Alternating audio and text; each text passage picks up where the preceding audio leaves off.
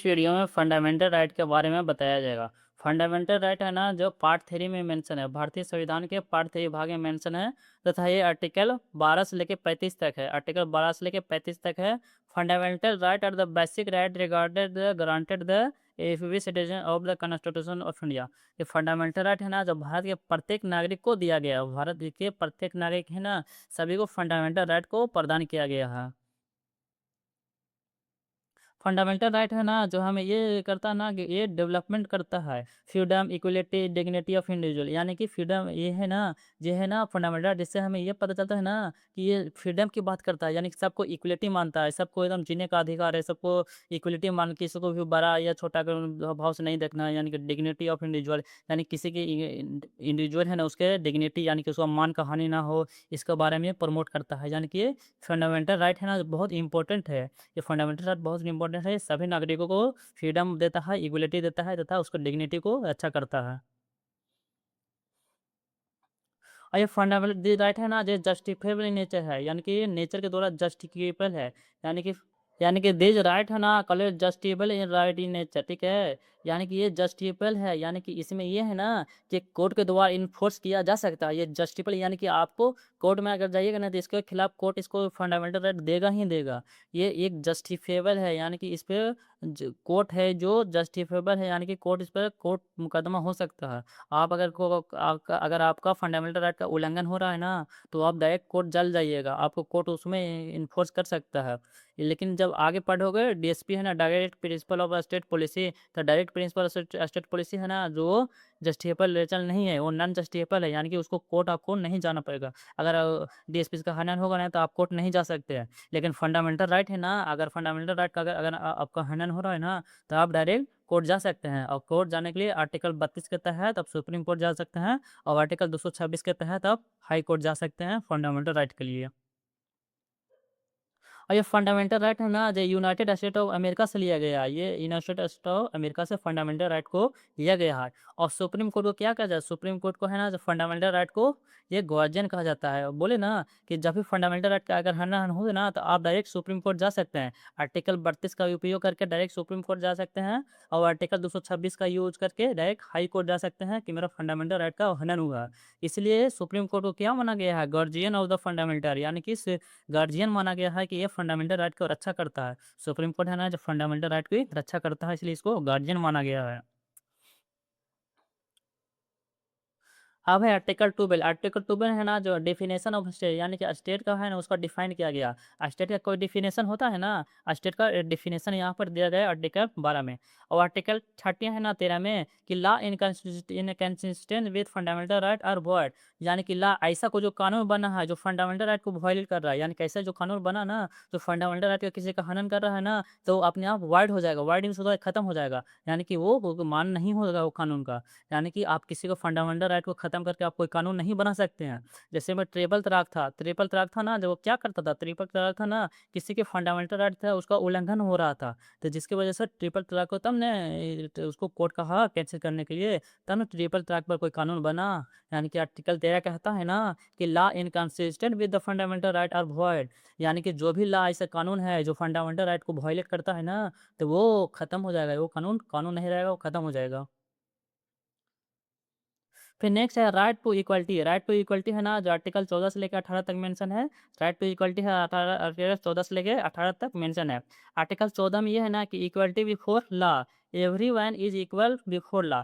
यानी कि आर्टिकल 14 में बोलता है ना इक्वलिटी बिफोर लॉ, यानी कि सभी कानून के नजर में सभी समान है। यानी कि जो कानून आपको है ना, वो कानून उस पर भी लग रहा है, यानी कानून के ये सभी समान है, यानी इक्वलिटी है, सभी को इक्वल ट्रीटमेंट किया जाएगा। यानी ये कानून है ना, जो किसी को कोई बड़ा या छोटा नहीं दे सकता, किसी को जात या ऐसे सब जात या पात के नाम पर बंटवारा नहीं कर सकता, यानी कि अलग नहीं दे सकता, यानी सभी कानून के समान सभी बराबर है। फिर आर्टिकल 15, आर्टिकल 15 में कहता है ना कि प्रोहिबिशन ऑफ डिस्क्रिमिनेशन। यानी कि आर्टिकल 15 में ये बोलता है ना कि आप डिस्क्रिमिनेशन नहीं कर सकते हैं। प्रोहिबिशन होता है ना कि रोकना। यानी कि आर्टिकल 15 में ये कहता है ना कि किसी भी व्यक्ति को आप रिलीजियन के बेस पर, टेस्ट के बेस पर, कास्ट के बेस पर, सेक्स के बेस पर और प्लेस ऑफ बर्थ के बेस पर आप उसको भेदभाव नहीं कर सकते हैं, यानी कि डिस्क्रिमिनेशन नहीं कर सकते हैं। किसी भी व्यक्ति को आर्टिकल 15 के तहत आप उसको भेदभाव नहीं कर सकते हैं कि वो अलग है। आर्टिकल 16 में बोला है ना कि equal opportunity in public employment. Article 16 में ये बोला है ना कि इक्वल अपॉर्चुनिटी यानी कि सभी को समान अवसर मिले। इक्वल अपॉर्चुनिटी में होता है ना कि सभी को समान अवसर मिले इन पब्लिक एम्प्लॉयमेंट में, यानी कि सभी को समान अवसर मिले पब्लिक एम्प्लॉयमेंट में। इसलिए आर्टिकल 16 में बताया। हाँ। फिर आर्टिकल 17 में है ना अबोलिशन ऑफ अनटचेबिलिटी। आर्टिकल 17 में बोला है ना कि अनटचेबिलिटी है ना उसको छुआछूत उसको खत्म किया जाए। छुआछूत पहले छुआछूत की बीमारी थी, छुआछूत होता था। पहले दलितों के प्रति छुआछूत की भावना रखा जाता था, लेकिन वो आर्टिकल 17 में कहा गया था ना कि इसको खत्म किया जाए, यानी कि छुआछूत की बीमारी है ना इसको खत्म किया जाए। फिर आर्टिकल 18 में है ना abolition of title. Abolition of title है ना यानी कि टाइटल को खत्म किया जाए। 18 में आर्टिकल बोला है ना कि अबोलिशन किया जाए टाइटल को, टाइटल आप नहीं रख सकते हैं। फिर राइट टू फ्रीडम हो है आर्टिकल 1922 ईस्वी में। राइट टू फ्रीडम आर्टिकल 1922 ईस्वी में। और आर्टिकल 1900 में है ना कि 6 फ्रीडम है। आर्टिकल 1900 आर्टिकल 19 में कितने हैं? 6 तरह की आज़ादी दी गई है ये फंडामेंटल राइट में। ये जो आर्टिकल 19 में 6 फ्रीडम है ना, जो इंडियन सिटीज़न को दिया गया है, जो आर्टिकल 19 के ए में है ना कि freedom of speech and expression. 19 के ए में बोला है ना कि freedom of speech and expression, यानी कि सभी को आज़ादी है, सभी को आज़ादी है को अपना एक्सप्रेशन को व्यक्त कर सकता है। आज़ादी है कि आप बोल सकते हैं, यानी कि एक्सप्रेशन कर अपना वो एक्सप्रेस कर सकते हैं, आज़ादी है। और 19 के बी में बोला है ना कि फ्रीडम टू असेंबल पीसफुली, यानी कि सभी को, सभी भारत के जितने नागरिक हैं ना, सभी नागरिकों को ये आज़ादी है ना कि आप असेंबल कर सकते हैं पीसफुली, यानी कि पीसफुली प्रोटेस्ट कर सकते हैं। जैसे हम अभी कॉकरोच जनता पार्टी का प्रोटेस्ट चल रहा है ना दिल्ली के जंतर मंतर में, यानी कि सब लोग शांतिपूर्वक प्रोटेस्ट कर सकते हैं। यानी कि शांतिपूर्वक, ऐसा नहीं है कि हथियार लेके प्रोटेस्ट नहीं करना, एकदम शांतिपूर्वक प्रोटेस्ट कर सकते हैं। ये 19 को बी में मेंशन है। और 19 के सी में मेंशन है ना freedom to form association union.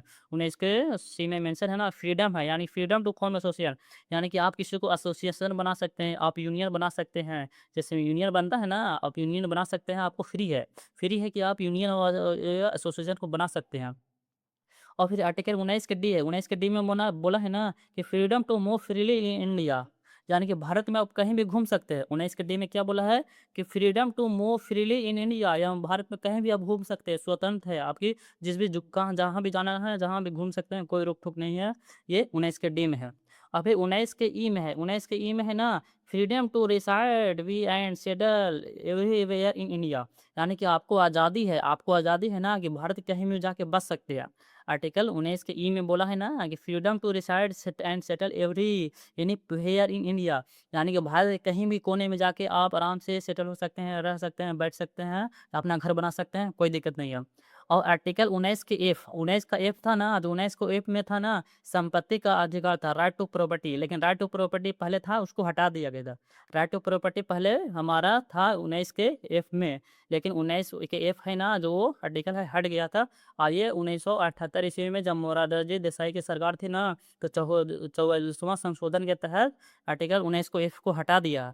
और संपत्ति का अधिकार पहले फंडामेंटल राइट था, लेकिन संपत्ति का राइट था ना, राइट टू प्रॉपर्टी, वो हटा दिया और आर्टिकल 300 ए के में डाल दिया। 300 ए में 300 आर्टिकल 300 के ए में डाला गया, ये फंडामेंटल राइट को हटा दिए थे। मोरारजी देसाई की सरकार थी 1978 ईस्वी में, और 44वां संशोधन के द्वारा हटा दिया गया था। फिर 19 के जी है। 19 के जी में बोला गया है ना freedom to practise any profession और बिजनेस, यानी कि आपको आज़ादी है, आपको आज़ादी है ना कि आप किसी भी प्रोफेशन को चूज कर सकते हैं, किसी भी बिजनेस को आप कर सकते हैं, किसी भी प्रोफेशन में आप जा सकते हैं, किसी भी बिजनेस में कर सकते हैं, आपको पूरी तरह से आज़ादी है। Freedom to practise any profession, यानी कोई भी प्रोफेशन या व्यवसाय होता है ना, प्रोफेशन में क्या होता है, व्यवसाय करना या बिजनेस करना, कुछ भी आप कर सकते हैं। फिर आर्टिकल 20 है। आर्टिकल 20 में बोला है ना कि protection in respect of conviction of offence, यानी कि कन्विक्शन ऑफ एक्स, यानी कि आपको जब आती हो गया ना, दोषी हो गया ना, तो आपको उसमें भी प्रोटेक्शन दिया जाएगा। आदमी अगर जैसे में है कि किसी भी व्यक्ति को डबल पनिशमेंट नहीं मिल सकता है, यानी कि कोई व्यक्ति है क्राइम किया तो उसको अथी हो गया, दोषी हो गया, तो दोषी में हुआ ना तो उसमें भी फंडामेंटल राइट लग जाता है, उसको भी जीने का अधिकार है। क्यों? क्योंकि वो भी एक आदमी है, तो उसको भी राइट ही मिलता है। तो उसमें अगर एक क्राइम हुआ ना, तो एक क्राइम के बदले एक ही दंड मिलेगी। तो इसमें आर्टिकल 20 में बोला गया है ना कि आपको प्रोटेक्शन दिया जाएगा, कन्विक्शन ऑफ ऑफेंस ऑफ करे, यानी कि आप क्राइम भी किए हैं ना, तो फिर भी उसमें भी फंडामेंटल राइट का वहाँ पर देखा जाएगा। और आर्टिकल 21 है ना, right to life and personal dignity personal liberty, यानी कि आर्टिकल 21 कहता है ना कि किसी भी व्यक्ति का पर्सनल लाइफ है, यानी कि किसी के पर्सनल लाइफ में कोई इंटरफेयर नहीं कर सकता। उसका अपना जीना जीना उस किसी भी व्यक्ति को अपने जीने का अधिकार है, वह स्वेच्छा से आराम से जी सकता है, यानी कि उसको कोई इंटरफेयर नहीं कर सकता। आर्टिकल 21 है, ये फंडामेंटल राइट है, यानी किसी की पर्सनल लिबर्टी है, किसी की अपना लाइफ जीने का एक पर्सनल आज़ादी है, वो अपना खुशीपूर्वक अपना जीवन जी सकता है। फिर आर्टिकल 21 ये है, आर्टिकल 21 है ना कि राइट टू एजुकेशन, ये राइट टू एजुकेशन को लाया गया था, ये 86 के कॉन्स्टिट्यूशन अमेंडमेंट 2002 में लाया गया था। ये राइट टू एजुकेशन है ना, जो आर्टिकल 21 है ना, जो 86 कॉन्स्टिट्यूशन अमेंडमेंट 2002 में लाया गया था, और इसमें ये कहा गया था ना कि 6 से 14 साल के जितने भी बच्चे हैं ना, उसको फ्री में शिक्षा दी जाएगी। 6 से 14 साल के जितने भी बच्चे हैं, उसको फ्री में शिक्षा दी जाएगी, और इसको लाया गया था 2002 एक्ट के तहत, और आर्टिकल 21 में राइट टू एजुकेशन मेंशन है। फिर नेक्स्ट है आर्टिकल 22। आर्टिकल 22 में है ना protection against the arrest and detention. इसमें आर्टिकल 22 में है ना कि प्रोटेक्शन किया गया है कि जो कोई भी व्यक्ति अगर आज़ाद हो, जो कोई भी व्यक्ति है ना क्राइम किया, उसको कैसे डिटेंशन करना है, कैसे क्या करना है, उसके बारे में आर्टिकल 22 में बोला गया। यानी कि जैसे में कुछ भी अथी कोई क्राइम करता है, तो उसको होता है ना कि पुलिस में कैसे कस्टडी में रखना, कितना देर तक पुलिस कस्टडी में रखना है, फिर कितने बाद मजिस्ट्रेट के पास इसको हाजिरी करना है, उसी के बारे में आर्टिकल 22 में बताया गया है। और प्रोटेक्स इसमें है ना कि no person can be kept in police custody for more than 24 hour without permission of magistrate. यानी कोई भी व्यक्ति है क्राइम किया और क्राइम नहीं किया, उस पुलिस उसको पकड़ ली, तो पुलिस है ना कि किसी भी व्यक्ति को 24 घंटा से ज़्यादा कस्टडी में नहीं रख सकती है। यानी कि 24 घंटा से ज़्यादा कस्टडी में नहीं रख सकती है विदाउट परमिशन ऑफ मजिस्ट्रेट। यानी कि अगर 24 घंटा से ज़्यादा हुआ ना, तो अब मजिस्ट्रेट का परमिशन लिया जा सकता है। मजिस्ट्रेट के परमिशन के बिना ही 24 घंटा के बाद रख सकते हैं कस्टडी में, लेकिन 24 घंटा के बाद आपको दूसरे में शिफ्ट करना ही रहता है। और फिर है नेक्स्ट थिंग प्रिवेंटिव डिटेशन, और इसी में आर्टिकल 22 में है प्रिवेंटिव डिटेशन। प्रिवेंटिव डिटेशन मीन्स होता है ना कि प्रिवेंट किया जाता है, यानी कि ऐसा व्यक्ति ना जो ऐसे सरकार को ऐसा लगे ना कि आगे चल के इस व्यक्ति की वजह से वायलेंस हो, यानी कि सरकार को ऐसा महसूस हो ना कि आगे चल के इस व्यक्ति की वजह से कोई वायलेंस हो या दंगा फसाद हो ना, तो उस व्यक्ति को प्रिवेंटिव डिटेशन यानी कि पहले ही गिरफ्तार कर लिया जाता है। इसी को बोलते हैं प्रिवेंटिव डिटेशन। एक तो पुनिटिव डिटेशन होता है, पुनिटिव डिटेशन में से ये होता है ना कोई व्यक्ति का क्राइम किया तो उसको पकड़ लेने को पुनिटिव डिटेशन किया जाता है। और प्रिवेंटिव डिटेशन में होता है ना कि जो व्यक्ति क्राइम करने वाला है उसको पहले ही पुलिस पकड़ लेती है, उसको प्रिवेंटिव डिटेशन कहा जाता है। इसमें ये होता है ना कि किसी भी व्यक्ति को पहले ही पकड़ लिया जाता है, और सरकार को ऐसा लगता है ना कि इस व्यक्ति की वजह से कुछ गलत होगा, तो इसको पहले ही से अरेस्ट कर लिया जाता है, उसी को प्रिवेंटिव डिटेशन बोलते हैं। अब ये आर्टिकल 22 में मेंशन है। नेक्स्ट है right to against the exploitation. Right against the exploitation है ना आर्टिकल 23 से 24 तक मेंशन है। राइट अगेंस्ट एक्सप्लॉइटेशन है जो आर्टिकल 23 से 24 में मेंशन है, और इसमें आर्टिकल 23 में ये कहा गया है ना कि prohibition of human trafficking and forced labour. यानी कि आर्टिकल 23 में ये मना किया गया है कि रोका गया है, प्रोहिबिशन में होता नहीं कि रोका गया है टू ऑफ ह्यूमन ट्रैफिकिंग, या किसी को ह्यूमन ट्रैफिकिंग नहीं कर सकते हैं। एंड फोर्सेड लेबर, किसी को आप बारात से अगर नहीं करा सकते। फोर्सेड लेबर में होता है ना कि बंधुआ मजदूर, बंधुआ मजदूर आप किसी से करवा नहीं सकते हैं। ये आर्टिकल 23 में कहा गया है कि किसी से ह्यूमन ट्रैफिकिंग मानव की तस्करी नहीं कर सकते हैं। एंड फोर्सेड लेबर यानी किसी के बंधुआ मजदूर काम नहीं करवा सकते हैं। यानी कि आर्टिकल 23 का कहना है ना कि आप किसी व्यक्ति से काम कराइए, लेकिन उसको पैसा दे के करवाइए, यानी कि बंधुआ मजदूर की तरह काम नहीं करवाइए, यानी कि और किसी भी ह्यूमन मानव तस्करी को नहीं करना है। ये आर्टिकल 23 में मेंशन है। और फिर आर्टिकल 24 में मेंशन है ना कि किसी भी व्यक्ति को चाइल्ड लेबर नहीं करवा सकते हैं, यानी कि 14 साल के से जितने छोटे बच्चे हैं ना उससे आप काम नहीं करवा सकते हैं। ये आर्टिकल 24 में मेंशन है ना कि किसी भी व्यक्ति को 14 साल से छोटे हैं ना उसको आप काम नहीं करवा सकते हैं। ये किस में मेंशन है? आर्टिकल 24 में ऐसा कहा गया है कि किसी भी व्यक्ति को जो बच्चे को चाइल्ड लेबर नहीं करवा सकते हैं। फिर नेक्स्ट है right to freedom of religion. Right to freedom of religion है ना जो आर्टिकल 25 से लेकर 28 तक है। Right to freedom of religion है जो आर्टिकल 25 से लेकर 28 तक है। और आर्टिकल 25 में कहता है ना कि right of freedom of religion, यानी कि आर्टिकल 25 में ये बोलता है ना कि किसी भी व्यक्ति को फ्रीडम है कि वो अपना रिलीजन को चूज कर सकता है। सभी भी व्यक्ति को, भारत के जितने भी नागरिक हैं सभी व्यक्ति को ये आज़ादी है ना कि वो किसी भी धर्म को मान सकते हैं, किसी भी, चाहे हिंदू हो या मुस्लिम हो, बौद्ध हो, सिख हो, ईसाई हो, किसी भी धर्म को मान सकते हैं। अब आर्टिकल 25 में कोई ही है जो ये सिख को कृपान रखने की आज़ादी मिलती है। सिख के कृपान रखने की आज़ादी आर्टिकल 25 से ही मिलती है। और फिर आर्टिकल 26 में है ना मैनेज रिलीजियस अफेयर, यानी कि आर्टिकल 26 में बोला है ना कि ये जो रिलीजियस अफेयर है ना उसको आप मैनेज कर सकते हैं। और फिर आर्टिकल 27 में बोला 27 में बोला है ना कि फ्रीडम फ्रॉम रिलीजियस टैक्स, यानी कि जितने भी रिलीजियस है ना चीज़ उस पर टैक्स नहीं लगेगा, रिलीजियस प्लेस है ना वहाँ पर टैक्स नहीं लगेगा, उसको फिर टैक्स से आज़ादी रहेगी। जितने भी धार्मिक चीज़ें हैं ना उस पर टैक्स नहीं लगेगी, उससे आज़ादी रहेगी। फिर आर्टिकल 28 28 में कहा जाता है ना कि freedom from religious in institution in institution, यानी कि आर्टिकल 28 में ये बोलता है ना कि फ्रीडम है किसी भी रिलीजियस इंस्टीट्यूशन है ना उससे एकदम फ्रीडम है, यानी कि इसका ये मानना है ना कि कोई भी जैसे में है ना कोई भी स्टूडेंट है ना जो उसको अब रिलीजियस इंस्ट्रक्शन में आप पूजा नहीं करवा सकते हैं। यानी कि कोई भी है ना कि कोई व्यक्ति जैसे स्कूल में है ना तो स्कूल में सभी जाते हैं, हिंदू मुस्लिम बौद्ध धर्म ये सभी जाते हैं, लेकिन किसी भी स्टूडेंट से आप वहाँ पर कोई पर्टिकुलर धर्म के बारे में नहीं अथी फ़ोर्स कर सकते हैं। यानी कि किसी ये नहीं कह सकते हैं ना कि तुम ये धर्म को मानो, ये करो, इसके बारे में मनाही है। यानी कि आर्टिकल 28 ये कहता है ना कि किसी भी यानी इंस्टीट्यूशन में, सरकारी यानी इंस्टीट्यूशन में या आप दूसरे धर्म के बारे में कुछ प्रचार-प्रसार है या उसके बारे में कुछ और नहीं करवा सकते हैं। फिर है cultural and education right. Cultural and education right में है आर्टिकल 29 से 30 से मेंशन है। आर्टिकल 29 से 30 से मेंशन है कल्चरल एंड एजुकेशन राइट। और इसमें आर्टिकल 29 में ये बोला है ना कि protection of culture and language, यानी कि इसमें प्रोटेक्शन किया गया है कल्चर एंड लैंग्वेज का। आर्टिकल 29 में ये मेंशन है ना कि प्रोटेक्शन है कि कल्चर में होता है ना कला संस्कृति और उसको भाषा के बारे में प्रोटेक्शन यानी कि रक्षा है। और फिर आर्टिकल 30 में कहता है ना कि माइनॉरिटी एजुकेशन एंड इंस्टीट्यूशन, यानी कि कोई भी माइनॉरिटी है ना जो अपना एजुकेशन खोल सकते हैं। आर्टिकल 30 में बोलता है ना कि कोई भी माइनॉरिटी है ना जो अपना एजुकेशन इंस्टीट्यूशन को खोल सकते हैं। जैसे मदरसा-वदरसा जो चलता है ना तो ये क्या है ये माइनॉरिटी यहाँ पर चलाए हुए हैं आर्टिकल 30 के तहत। यानी कि कोई भी मदरसा-वदरसा खोल सकता है, कोई दिक्कत नहीं है।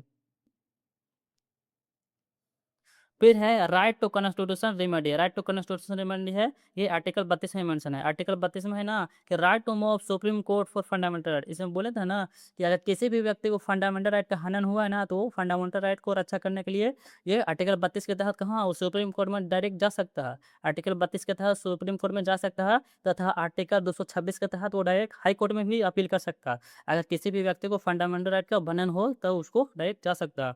और इसी को डॉक्टर भीमराव अम्बेडकर कहे थे ना heart and soul of the constitution.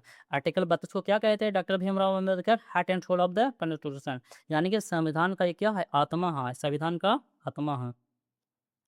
और आर्टिकल 32 में 5 तरह के रिट है। आर्टिकल 32 में 5 तरह के रिट हैं। पहला रेट है हैबियस कॉर्पस। हैबियस कॉर्पस में होता है ना कि प्रोड्यूस द बॉडी, यानी कि issued when a public is illegally detain, यानी कि कोई भी व्यक्ति है और पुलिस को जबरदस्ती उसको कस्टडी में रखे हुए है तो ये डायरेक्ट हैबियस कॉर्पस एक कोर्ट में निकलता है ना कि डायरेक्ट आप हैबियस कॉर्पस लगा सकते हैं। और हैबियस कॉर्पस कोर्ट वहाँ कहेगी ना कि डायरेक्ट प्रोड्यूस करो टू द बॉडी, यानी कि कोर्ट है डायरेक्ट पुलिस को इंस्ट्रक्शन देगी कि उस जिस भी व्यक्ति को तुम अरेस्ट किए हो ना वो मेरे सामने बॉडी के सहित प्रस्तुत करो। प्रोड्यूस्ड विद बॉडी, हेबियस में होता है ना बॉडी, हेबियस कॉर्पस में होता है बॉडी के साथ उसको प्रस्तुत करो।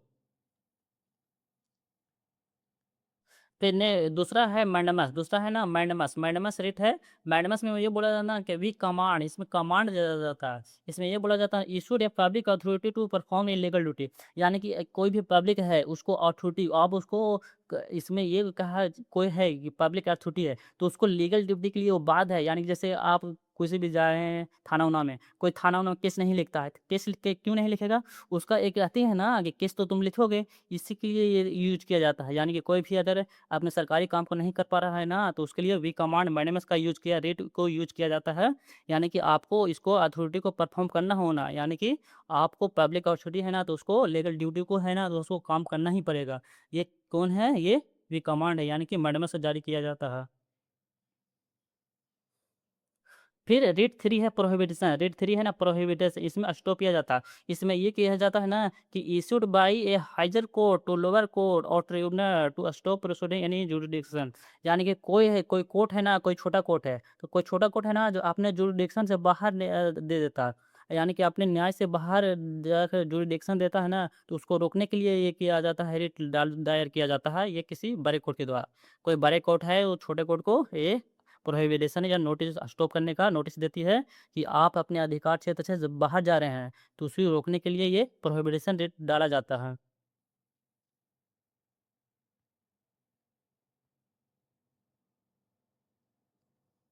फिर नेक्स्ट है 4 में सैटोरी। सैटोरी में होना to be certified. Certiorari means to be certified, ये चौथा रेट है और इसमें ये किया जाता है ना, issued by higher court to quash the order of the lower court room the it acted without jurisdiction और इलीगली।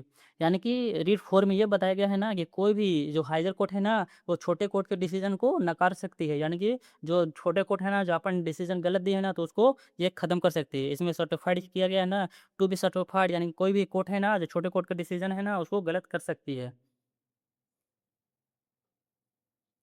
फिर लास्ट एडिक्ट है क्यू वारंटो। लास्ट एडिक्ट है की टू वारंटो। इसमें है ना by what authority. By what authority, इसमें ये किया जाता है ना, issue to question a personal legal authority to hold public. यानी कि इसमें ये क्वेश्चन पूछा जाता है, इसमें ये क्वेश्चन पूछा जाता है कि आपके लीगल है ना, आप लीगल अथॉरिटी कैसे हैं इस पोस्ट के लिए। यानी जैसे कोई व्यक्ति सरकारी नौकरी है, सरकारी नौकरी के लिए इसी के लिए लगे, कोई जाली उली पकड़ा गया, कोई फेल से पैसा वैसा दे के चला गया, तो ये मैट क्यू वारंटो इसी में लगाया जाता है। यानी कि इसी रीट से ये पता चलता है ना कि कोई व्यक्ति है ना, जो किस प्रभाव पर वो अपना पद को बनाए हुए है। यानी कि अगर कोई व्यक्ति जाली में पकड़ा जाता है ना, यानी कि कोई गलत तरह से सरकारी अथॉरिटी में चले जाता है ना, तो उसके खिलाफ ये क्यू वारंटो लगाया जाता है। यानी कि भात अथॉरिटी ऑफ, यानी कि आप किस बेसिस पर इसमें नियुक्त हुए हैं, यानी कि किस बेसिस पर आप इसमें पोस्ट में नियुक्त हुए हैं, उसके बारे में इसी को लगाया जाता है रेट। इस तरह से 5 रेट है टोटल। अब आर्टिकल 33 में बोला है ना कि parliament can modify fundamental right for farmer force. यानी कि आर्टिकल 33 में ये बोला गया है ना कि पार्लियामेंट के पास इतना शक्ति है ना कि वो मॉडिफाई कर सकता है, चेंज कर सकता है फंडामेंटल राइट को आर्मेड फोर्स है, यानी कि आर्मी फोर्स है ना, उसके लिए फंडामेंटल राइट को चेंज कर सकता है। फिर आर्टिकल 34 है 34 में बोला गया है ना, restriction during the martial law. यानी कि जब मार्शल लॉ लग जाता है ना, तो उसमें फंडामेंटल राइट है ना, उसको कम कर दिया जाता है। जैसे अभी मणिपुर में हिंसा हो रही है, तो मणिपुर में मार्शल लॉ लग जाए, तब में अगर मार्शल लॉ लग जाएगा, मिलिट्री शासन, तो वहाँ पर फंडामेंटल राइट है ना, तो कम हो जाएगा, अपने आप वहाँ पर कम कर सकते हैं। ये आर्टिकल 34 में है, तो वहाँ पर कम हो जाएगा मार्शल लॉ में। फिर आर्टिकल 35 में है ना कि parliament's power to make a law. यानी कि आर्टिकल 35 में ये पार्लियामेंट को पावर है ना कि आप कानून बना सकते हैं। आर्टिकल 35 में ये पावर दिया गया है ना कि पार्लियामेंट एक कानून है कि वो पावर है कि वो कानून बना सकता है फंडामेंटल राइट पर।